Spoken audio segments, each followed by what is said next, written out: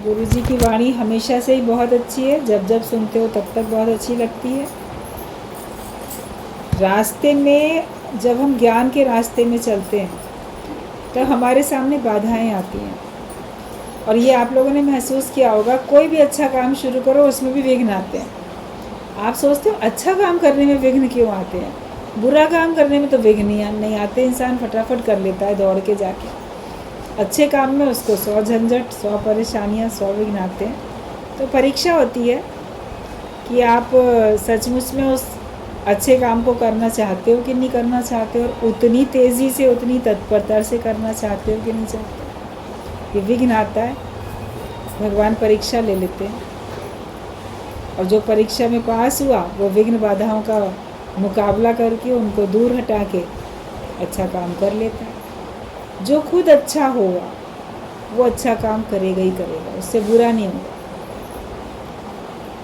जो व्यक्ति बड़ा सात्विक है, बहुत अच्छा है, जो कभी कोई गलत काम नहीं करता या पाप नहीं करता या धर्म पे चलता है, पाप से डरता है, उस अच्छे व्यक्ति को, धार्मिक व्यक्ति को, जो सज्जन व्यक्ति है, उसको अगर आप 1,00,000 रुपया भी दो कि जाओ फलाने का मर्डर कर दो, तो नहीं कर पाएगा। 5 लाख 10 लाख भी, कितना भी उसको ऑफ़र करो कि मैं मुँह मांगी कीमत दूंगा, जाओ उसको मार आओ, तो वो कहेगा कि नहीं नहीं, मैं ऐसा नहीं कर सकता। क्योंकि जो अच्छा सात्विक व्यक्ति होगा वो तो एक चींटी को भी जानबूझ के नहीं मारना चाहेगा। कई बार आप लोग बताते हो, पोछा लगा रहे होते हैं, अचानक से चींटियाँ उसमें दब जाती हैं तो मन बड़ा खिन्न हो जाता है, ख़राब हो जाता है। देखो, घर को साफ़ कर रहे थे, पोछा लगा रहे थे, असावधानी रखी तो इतनी चींटियाँ कुचल के मर गई हमारे ही पोछे से, या हमारे ही पैर से कोई कीड़ा मकोड़ा दब गया। कभी घर की साफ़ सफाई करने में कितने सब ऐसे जीव मर जाते हैं। अब उनको मारना ही होता है, अगर आप उनको नहीं अपने घर से हटाओगे तो बीमारियों का तो कारण बनेंगे। लेकिन तो भी मन तो खिन्न हो जाता है ना, जिसका मन जितना निर्मल साफ हो जाता है उसका मन उसमें भी खिन्न होता है।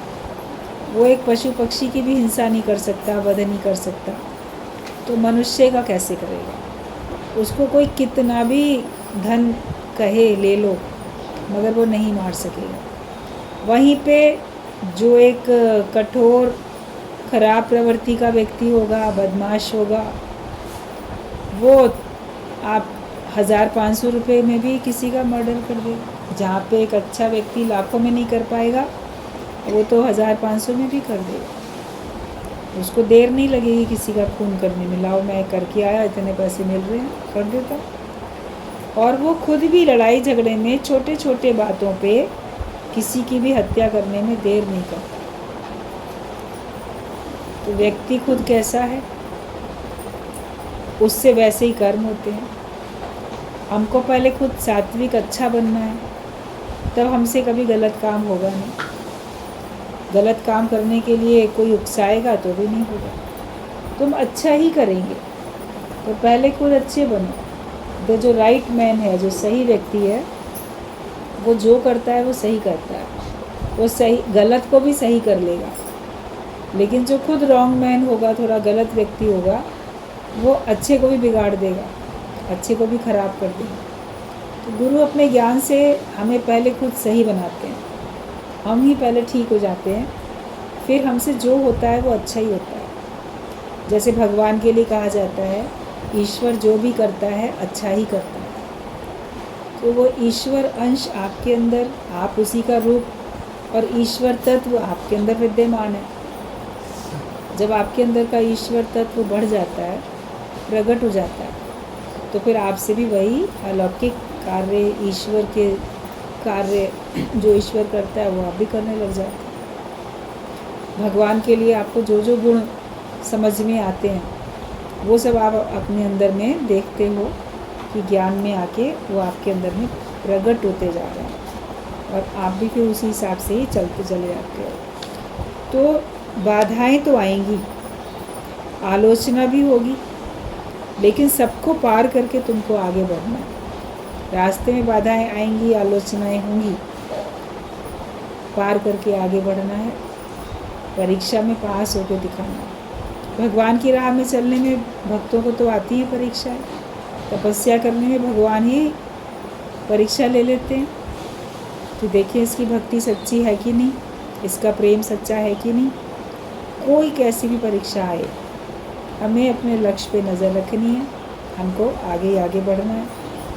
तो सब जो दुनिया में माया है, कहते माया 3 प्रकार की है, सतोगुणी, रजोगुणी और तमोगुणी। तीनों प्रकार की माया हमको अपनी अपनी तरफ खींचती है। सबके अलग अलग कार्य हैं, अलग अलग रूप है, सबका अपना अपना अलग अलग आकर्षण है। कभी मन तमोगुणी माया में फंसता है, कभी रजोगुणी माया में, कभी सतोगुणी माया में फंसता है, लेकिन उनके आकर्षण है अपने अपने, मन आकर्षित होता है। लेकिन इस त्रिगुणी माया से ऊपर उठाता है गुरु हमको। इस त्रिगुणी माया से तुम ऊपर उठ जाओ। कोई किसी प्रकार का भी आकर्षण हमको अपनी ओर आकर्षित ना कर सके। हालांकि भगवान ने कहा है कि मुझसे भी अधिक प्रभावशाली मेरी माया है, क्योंकि उसी के बीच में हो, उसी को देखते हो, उसी को पहचानते हो, और उसका प्रत्यक्ष हमको मिलता है सुख। इसके लिए हम उसी में अटक भी जाते हैं। भक्ति करने वाला उसको पहचान लेता है और वो इस माया में फंसता नहीं, उसका मन तो भगवान में रहता। और वो अगर प्रार्थना भी करता है तो बस मुझे इस माया से छुड़ा देना, मेरा मन माया में कभी ना जाए, आपकी माया मुझे आकर्षित ना करे, वो ये प्रार्थना करता है भगवान से। वो माया के पदार्थ मांगने की प्रार्थना नहीं करता है। पहले सब लोग मंदिरों में जाते थे तो माया से ही गुजारा उनका चलेगा, तो माया ही मांग के चले आते थे।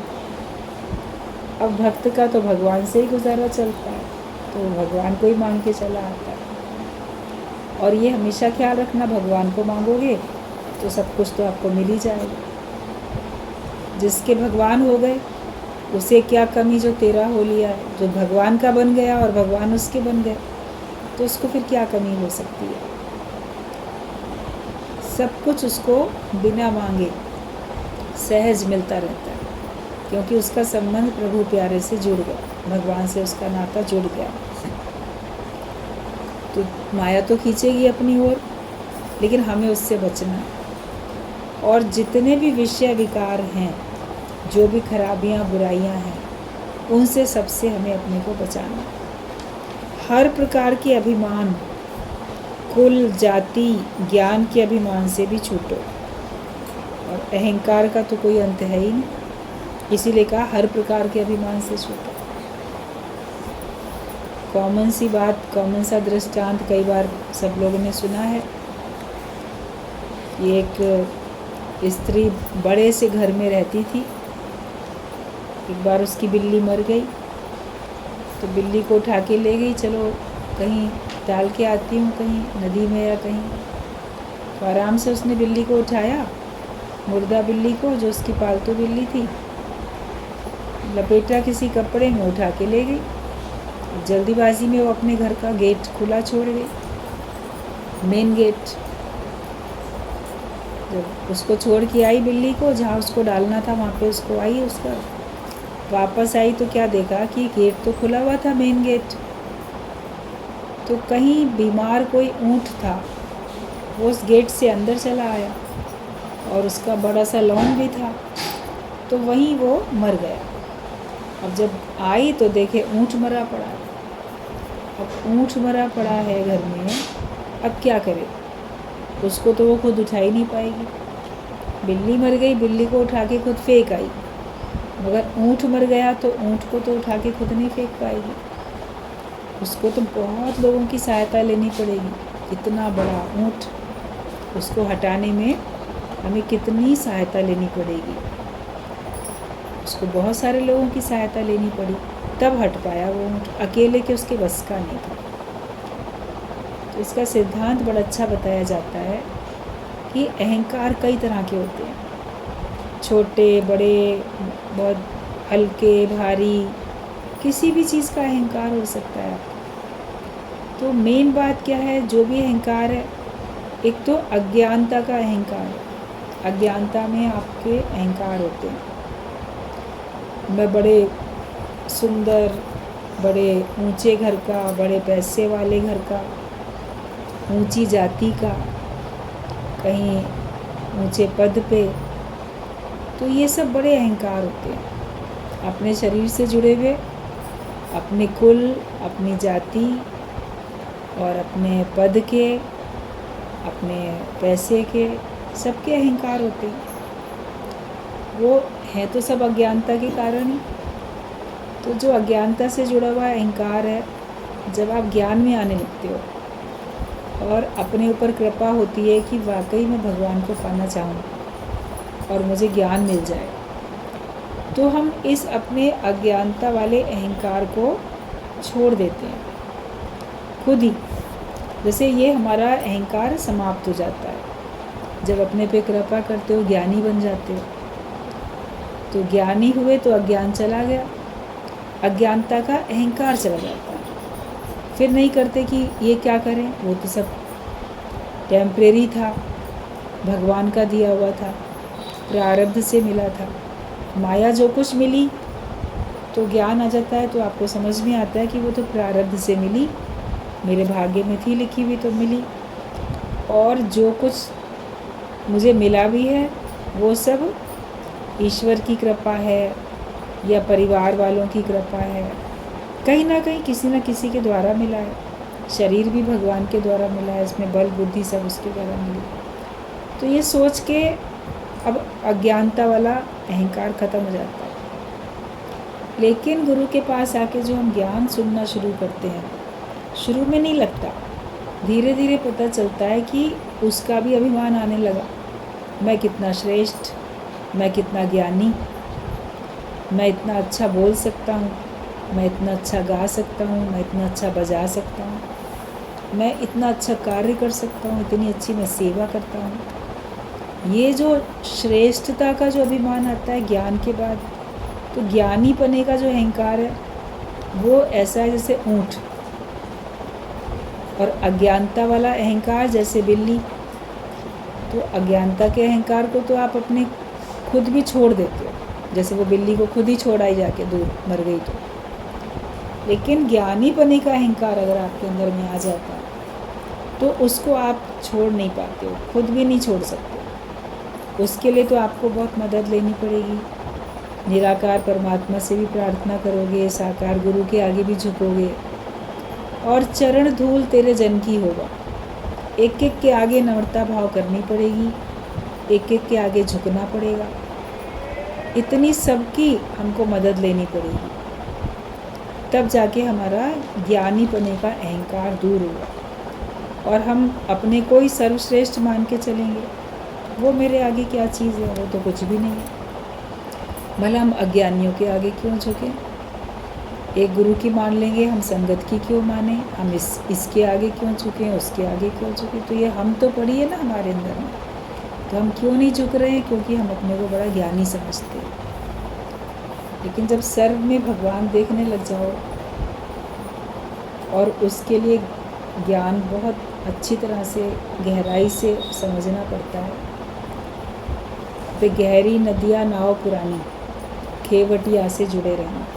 हमको उस भगवान से भी और गुरु से भी भीतर से, हृदय से जुड़े रहना पड़ता है। तब हम इस अज्ञानता के अहंकार के बाद ज्ञानी पने के अहंकार से छुटकारा पा सकते हैं, वरना ये रह जाएगा। और कोई सा भी अभिमान अगर रहा तो वो तो भगवान से दूर करेगा।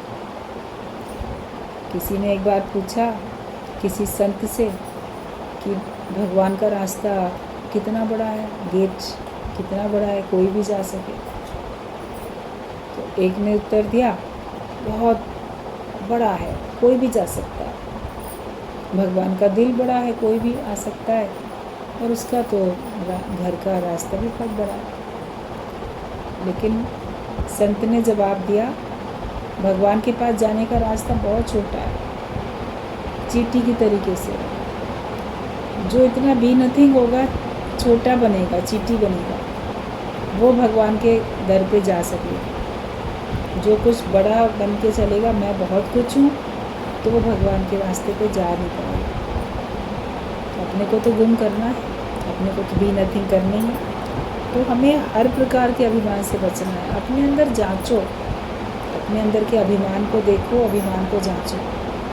मेरे अंदर अभी कौन कौन सा अभिमान है, कई तरह का होगा, और वो किसी के आगे आपको झुकने नहीं देगा, नम्रता भी नहीं करने देगा, बात भी नहीं मानने देगा।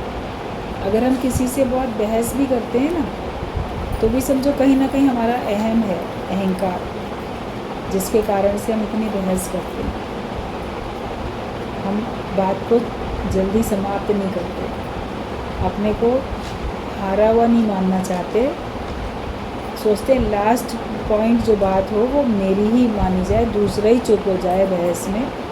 जैसे कि शास्त्रार्थ चल रहा हो, दूसरा ही चुप हो जाए, मैं अंत तक उसको बोल सकूं, मैं ऐसा बोलूं कि दूसरे की बोलती में बंद कर दूं। तो ये हमारे अंदर का अहम है, अहंकार, जो कि हम अपने को सिद्ध करना चाहते हैं कि हम सही हैं। हर तरह के अभिमान से हमको छूटना है, अपने चाहे कुल का हो, जाति का हो, और ज्ञान के अभिमान से तो छूट नहीं है। अहंकार का कोई अंत नहीं है, वो कब पनप जाए 5वें नंबर का मेहमान, वो आपके दरवाजे पे खड़ा ही खड़ा है, वो कभी भी आपके सामने प्रकट हो जाए। अपने को अहंकार रहित करो और अपने को तृप्त करो, संतुष्ट करो, अपने को भरपूरता में ले आओ। अज्ञानता में हर एक अपने को बड़ा अतृप्त महसूस करता है, अशांत महसूस करता है, उसको लगता है मेरे पास ये कमी, मेरे पास वो कमी। कहा जाता है कामनाएं कमी की निशानी है। जो भी हमारे अंदर कामनाएं उठती हैं, वो कामनाएं कमी की निशानी होती हैं। कोई अंदर कमी महसूस की, तभी तो उसको पूरा करने के लिए कामना उठी कि मुझे ये चीज़ मिल जाए। लेकिन जब अपने अंदर हम कमी महसूस नहीं करते, तो कामना भी नहीं उठती है।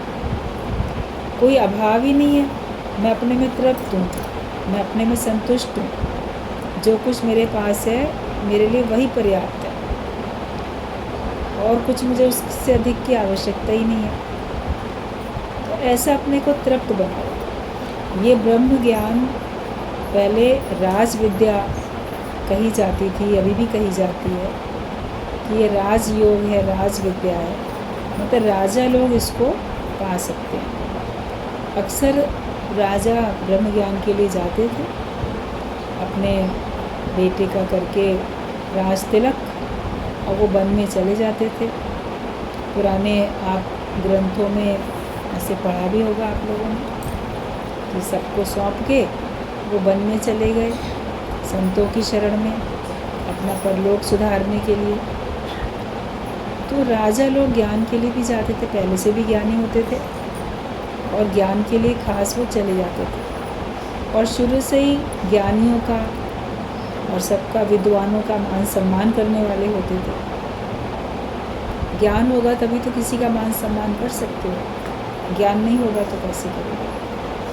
और वो जाते थे बाद में तो सब कुछ छोड़ के जाते थे, क्योंकि जो राजा है वही ब्रह्म ज्ञान को ले सकता है, और वही उसी के अंदर ब्रह्म ज्ञान टिकेगा। तो लोग समझते थे जो राजे महाराजे हैं ना, उन्हीं को ज्ञान लगेगा, गरीब लोगों को शायद नहीं लगेगा। लेकिन राजा का मतलब बताया रजा हुआ, जो तृप्त है उसको ज्ञान लगेगा। तो उस ज़माने में राजा इतने ज्ञानवान भी होते थे और वो तृप्त भी हो जाते थे, जो भी तृप्त होते थे कि अब हमें कुछ नहीं चाहिए, हमने सब देख लिया, नाम, यश, कीर्ति, धन, संपत्ति, सांसारिक सुख सब हमने देख लिए, और ऐसा कुछ सुख है नहीं जिसके लिए हमारे अंदर में लालसा हो, जो हमने ना देखा हो। तो अब तो हम उस परम सुख को पाने की बात करें, आत्मिक सुख को पाने की बात करें कि वो हमको कैसे मिलेगा, और वो हमारे लिए आवश्यक भी है। हर एक सारे पदार्थ पाने के लिए अपने आप को संकल्प में रखता था कि धर्म, अर्थ, काम, मोक्ष मुझे सभी मिले, तो जाते थे, प्राप्त भी करते थे राजा से, फिर वो ऋषि बनते थे, ज्ञानी बनते थे। हम भी सब अपने अपने घर के तो राजा हैं, अपने अपने मन के भी राजा हैं, लेकिन तृप्त हैं कि नहीं, रजे हुए हैं कि नहीं, ये हमें देखना है। अगर मन भूखा है, मन को माया की भूख है, तो राजा कैसे? बहुत है और पाने की लालसा है तो आप राजा नहीं हैं। आपके पास बहुत है और पाने की लालसा भी नहीं है तो आप राजा हो। आपके पास कुछ नहीं है और आपको कुछ पाने की लालसा भी नहीं है तो आप राजा हो। ये नहीं कि है और फिर उसके बाद मैं नहीं चाहता, लेकिन जब नहीं भी है तो भी मैं कुछ नहीं चाहता, तब मैं राजा हूँ। गुरु का ज्ञान हमें राजा बनाता है। मेरे सतगुरु ने मुझे राजा बना दिया और खोला जो खजाना ज्ञान का, महाराजा बना दिया। इतने ज्ञान के हीरे मोती वचन जो हैं, ये हीरे मोती से बढ़ के कीमती, ये रोज़ रोज़ ये ब्रह्म ज्ञान का खजाना गुरु हमारे आगे लुटा रहा है। लुटाने का मतलब होता है बस ऐसे ही बिखेर कर दे रहा है, जिसका जितना जी चाहे लूट लो। राम नाम के हीरे मोती मैं बिखराऊं गली गली, लूट लो जिसका जो दिल चाहे, शोर मचाऊं गली गली, गाले तो आप लोग। तो भगवान तो ऐसे लुटा भी रहा है खजाना, गुरु का खजाना भी लुट रहा है। उसको तो हमें केवल एक्सेप्ट करना है, लेना है।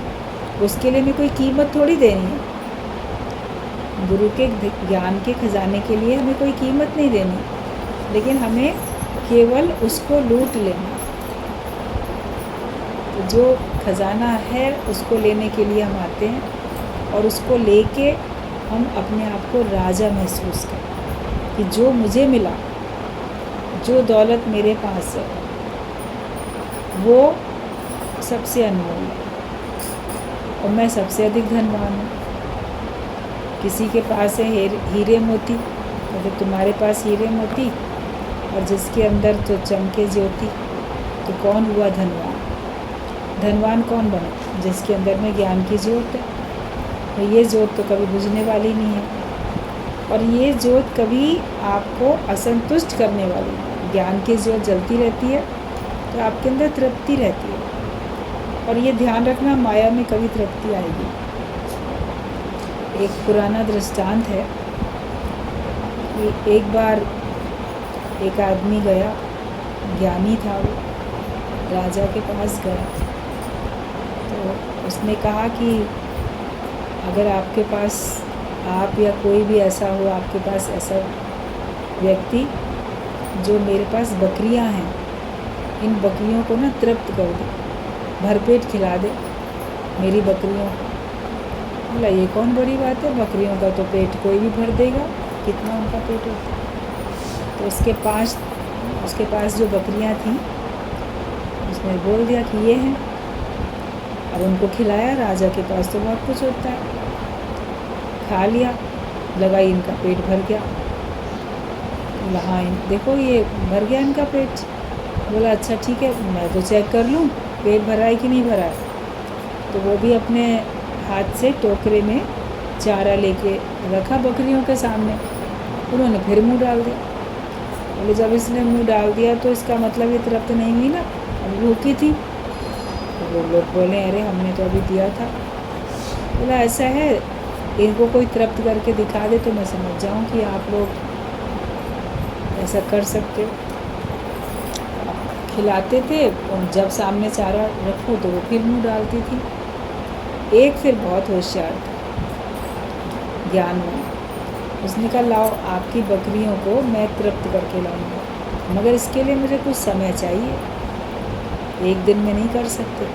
वह कोई बात नहीं, जितना समय लेना है उतना समय ले लो।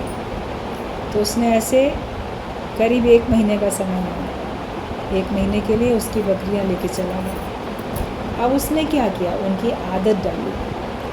सवेरे उठते के साथ ही भर पेट जितना उनको लगता था कि इसका इतना पेट भर जाएगा, सबके आगे टोकरे में चारा अच्छा अच्छा रख दिया करता था।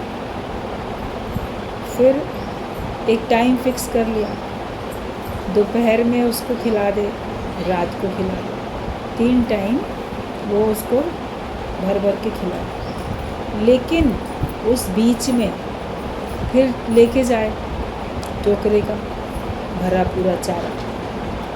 बकरियां जैसे ही मुंह लगाने चलती थी आदत अनुसार, तो बकरियों के मुंह पे मारता था एक डंडा, वो एकदम पीछे हट जाए, फिर आगे बढ़े, फिर उसके मुंह पे डंडे पड़े। तो डंडे की डर से वो नहीं आगे मुंह लगाती थी। जब उनका टाइम था भोजन का, तब तो उनको भरपेट देता था, और उसके बेटाइम जब दे रहा है, तब अगर वो मुंह लगा रही हैं तो उनके मुंह पे पड़ रहे हैं डंडे।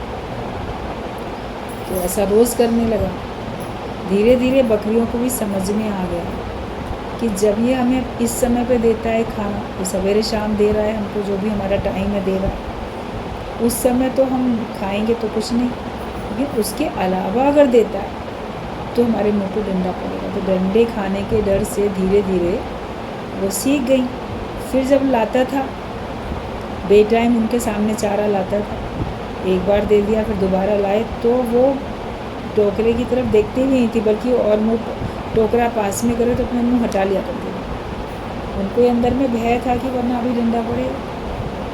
तो 1 महीने में वो बड़ी सुधर गई। उनकी आदत पक्की हो गई कि जिस समय हमें भोजन मिल रहा है उस समय, उसके अलावा अगर हमने चारे में मुँह डाला तो फिर हमें डंडे पड़ेंगे। और जब उसने अच्छी तरह देख लिया कि ये बिल्कुल अब परफेक्ट ट्रेंड हो गई हैं, सीख गई हैं, तो घर से उसने खूब भरपेट खिलाया उनको। फिर अपने साथ लेके आया, वहाँ पे दरबार में उस व्यक्ति को भी बुला लिया था कि हाँ मैं इनको तृप्त करके ले आया। तो वो कहता है मैं अभी तो डाल के देखूँ, सामने चार डालो।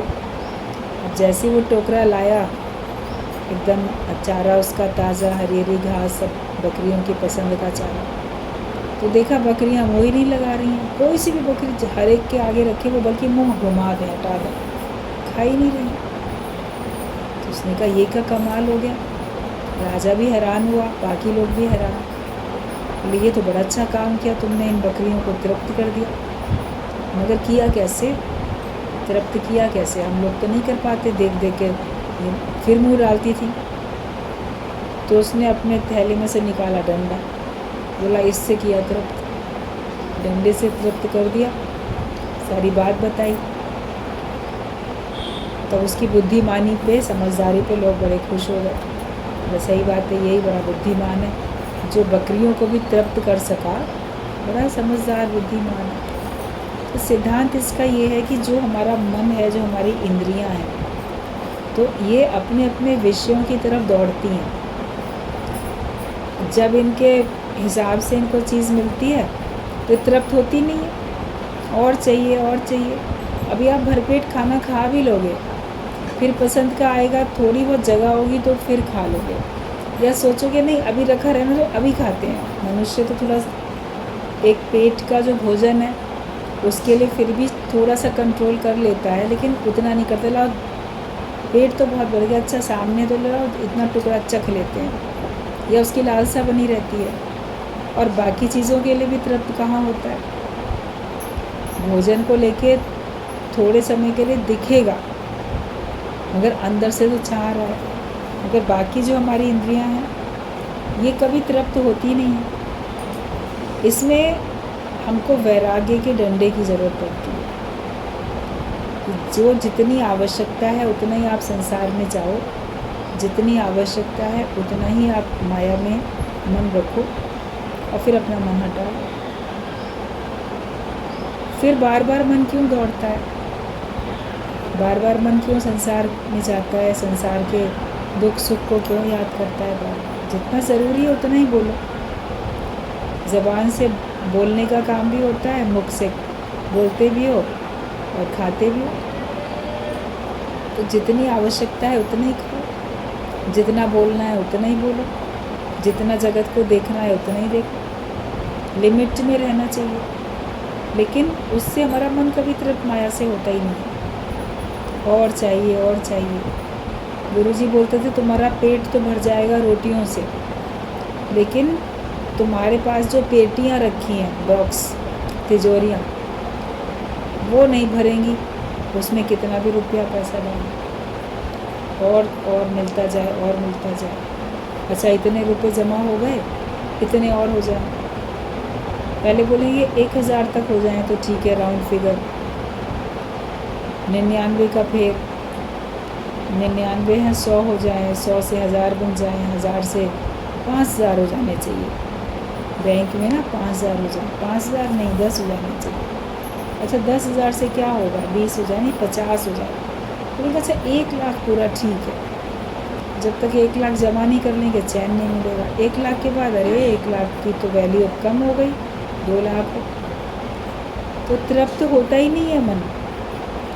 आप देखते हो ना न्यूज़ में इधर उधर, करोड़ों करोड़ों की धन संपत्ति लोग रखते हैं अपने पास, कहीं से रिश्वत में, कहीं से टैक्स की चोरी, जो भी करते हैं, करोड़ों करोड़ों रखते हैं। उसके बाद बावजूद भी तो जमा करते ही जाते हैं। तृप्त कहाँ हुआ उनका मन? तो किसी का भी मन तृप्त नहीं होता है।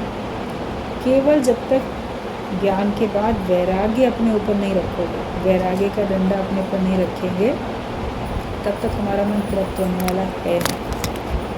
कि ये दुनिया अगर मिल भी जाए तो क्या है, सारा संसार हमें मिलेगा तो भी क्या होगा, आखिर तो ये शरीर भी यहीं छूटेगा और जो इससे जुड़ा हुआ धन संपत्ति परिवार जो भी कुछ था वो भी यहीं छूट जाएगा।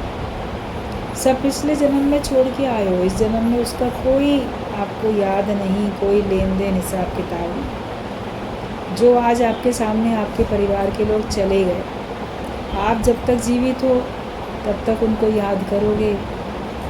ज्ञान नहीं है तो ज़्यादा व्याकुल होकर दुखी होकर याद करोगे, ज्ञान है तो साधारण याद करोगे। लेकिन वो जो चले गए जगत से देह छोड़ के, वो तो आपको नहीं याद करते। उनको अगर मोक्ष मिल गया तो भगवान से मिलके एक हो गए, मुक्त हो गए, वो तो आनंद में है। अगर उनको मोक्ष की प्राप्ति नहीं हुई, कर्मानुसार जो भी जन्म मिला वो उस जन्म में खुश है। अभी सब लोग अपने अपने इसी जन्म में तो खुश हो, कितने मस्त तृप्त हो। पिछले किसी भी जन्म की न याद है, न चाहते हो, न याद करना चाहते हो, न सोचना चाहते हो उनके बारे में। बस यही जो है मेरा, यही घर संसार, यही परिवार है। कितने मस्त सब बैठे हैं। तो अपने वर्तमान को तो ठीक करो, ज्ञान पक्का करो, वर्तमान को ठीक करो और छूट जाएगा एक दिन सब। ये वैराग्य पक्का करो। जब तक वैराग्य पक्का नहीं होगा तब तक आपका ज्ञान पक्का नहीं होगा, और बिना ज्ञान के पक्का हुए आपको परम पद मिलने वाला नहीं है। स्थिति आपकी हमेशा ब्रह्माकार बनी नहीं रह सकती है। अपने मन का तृप्त होना बड़ा ज़रूरी है। इतने भरपूर होके रहो, उसमें आप देखोगे आपके अंदर बड़ा कॉन्फिडेंस है। जिस जीव को चाह नहीं सो शाहों का शाह, इसीलिए तो बोला गया कि जिस जीव को कोई चाह नहीं है वही शाहों का शाह है, वही शहंशाह। उससे अपने आप में बड़ी दृढ़ता आती है। जब शुरू में हम लोग सत्संग में जाते थे, गुरुजी ने एक बार कहा, कभी विवेकानंद की तस्वीर देखी है? कैसे अपने हाथ बांधे, गर्दन ऐसे ऊंची करके कितने आत्मविश्वास से भरा हुआ दिखाते हैं। अरे ऐसा रखो अपना जीवन, आत्मविश्वास से भरा हुआ। और वो तब होता है जब हमको संसार की कोई भी चाह नहीं। चाह होती है तो तुम माया के आगे सर झुकाते हो। देखो शादी होती है ना, जयमाला लेके खड़े होते हैं, वरमाला लेके, तो गर्दन झुकाते हैं तो वो माया गर्दन में आपकी माला डाल देती है। लड़की उसके डाल देती है, लड़का उसके। तो उन्होंने एक दूसरे के आगे सर तो झुकाया। नाटक करते हैं आजकल लोग, मन मन भावे मूड हिलावे वाली बात होती है। गर्दन ऊंची करेंगे, हम डलने नहीं देंगे माला। अरे तो तुम आए क्यों स्टेज पे शादी करने? माला अगर नहीं डलने दोगे तो जाओ, चले जाओ वापस। ऐसा होगा क्या? होगा भी नहीं। मगर व्यर्थ का बचकाना नाटक बहुत देखते हैं। गोद में उठा लेंगे ऊपर दूल्हे को भी, फिर दुल्हन को भी गोद में ऊंचा उठा लेंगे, तो हवा में लटक गया, चलो अब डालोगे। माला तो आखिरकार पड़ती है, चाह भी रहे आए इसीलिए। तो चुपचाप शालीनता के साथ अपने वैवाहिक जो भी रीति रिवाज है, रस्में, वो पूरी की जाएं। उसमें भी इनको वही आनंद, जो भी मनोरंजन, उनकी खुशी, ये उनका पर्सनल अपना है मनोरंजन करने का तरीका, उसमें क्या कोई ऑब्जेक्शन करेगा? इसलिए बड़े लोग भी कुछ नहीं बोलते। घर के जो बड़े बूढ़े सब बैठे रहते हैं वहाँ पे, दोनों पक्ष के लोग, वो भी कहते हैं सब बच्चों की बचकानी बातें, इसी बहाने हंस बोल रहे हैं, खेल लेने दो, ये गेम खेल रहे हैं, इनको खेल लेने दो, हंसने का इनको इस समय हंस लेने दो। बाद में तो घर गृहस्थ के चक्कर में सब अपना सर पीटेंगे, आगे से चल के माथा ऐसा उनका पीटेगा। उस समय का थोड़ा सा मनोरंजन रहता है। लेकिन ये है कि माला पड़ी, वरमाला, तो आप तो झुक गए ना, तो माया के आगे भी हम झुक जाते हैं, क्योंकि हमें माया चाहिए, इसीलिए झुकते हैं। और जिसको कोई चाह नहीं है, वो शहंशाह बन के रहता है। गुरु हम सब लोगों को माया को जीतना सिखा देता है। जीतेंद्रिय होके रहो, अपने मन, अपनी इंद्रियों को जीत के रखो, माया को जीत के रखो, त्रिगुणी माया से ऊंचे उठ जाओ, त्रिगुणातीत हो जाओ। त्रिगुणातीत का मतलब होता है तीनों प्रकार के गुण से भरी हुई जो माया है, सतोगुणी माया, रजोगुणी माया, तमोगुणी माया, इससे हम ऊँचे उठ जाएंगे। ये हमको अपने चंगुल में ले ना सके। कर्मातीत हो जाओ, मतलब कर्मों से अतीत, बहुत दूर चले जाओ ऊपर। कोई भी कर्म आपको अपने बंधन में बांध ना सके। ज्ञानी से बहुत कार्य होते हैं जो इतना सांसारिक व्यक्ति भी नहीं करता होगा। कई बार ज्ञानियों के द्वारा बहुत कार्य होते हुए देखे जाते हैं। सबके भले के लिए, सबके कल्याण के लिए बहुत कुछ करते हैं, लेकिन वो कर्म उनको बांधते नहीं हैं, बंधन में नहीं लाते। वो इतने सब कर्म करके भी उससे छूटे रहते हैं और वो मुक्त रहते हैं, जीवन मुक्ति का आनंद लेते हैं। बाद में भी विदेह मुक्त हो जाते हैं, उनको देह धारण करनी नहीं पड़ती। लेकिन अज्ञानी व्यक्ति ना करता हुआ दिखेगा तो भी कर रहा है, उसके मन में कर्म बन गया। और ज्ञानी करता हुआ दिखेगा तो भी उसके कर्म नहीं बन रहे। तो एक कर्मातीत हो जाता है ज्ञानी, कर्मों से ऊपर उठ जाता है। सहज में भगवान उसके द्वारा जो कराता है, जो प्रेरणा देता है, वो होती है, लेकिन उसकी कोई कुछ पाने की चाह नहीं होती अपने स्वयं के लिए। वो सर्व के हित, सर्व के कल्याण के लिए उसके द्वारा कार्य होता हुआ दिखता है, अच्छा कार्य होता हुआ दिखता है। तो सबसे ऊंचे उठो। चाह अपने अंदर की जो हमको बांधती थी, हमारा ना मिलने पे हमारा खून जलाती थी, उसको पहचान के उससे बच जाओ। आप समझ नहीं पाते हो ना कि कौन सी ईश्वर इच्छा है, कौन सी हमारी इच्छा है।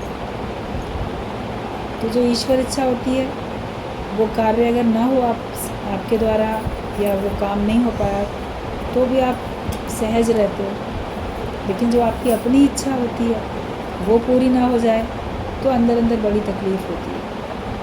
तो ये एक लक्षण है, निशानी है कि जो चाह आपके अंदर उत्पन्न हुई, अगर वो पूरी ना हो, तो क्या आपका मन परेशान होता है कि शांत रहता है?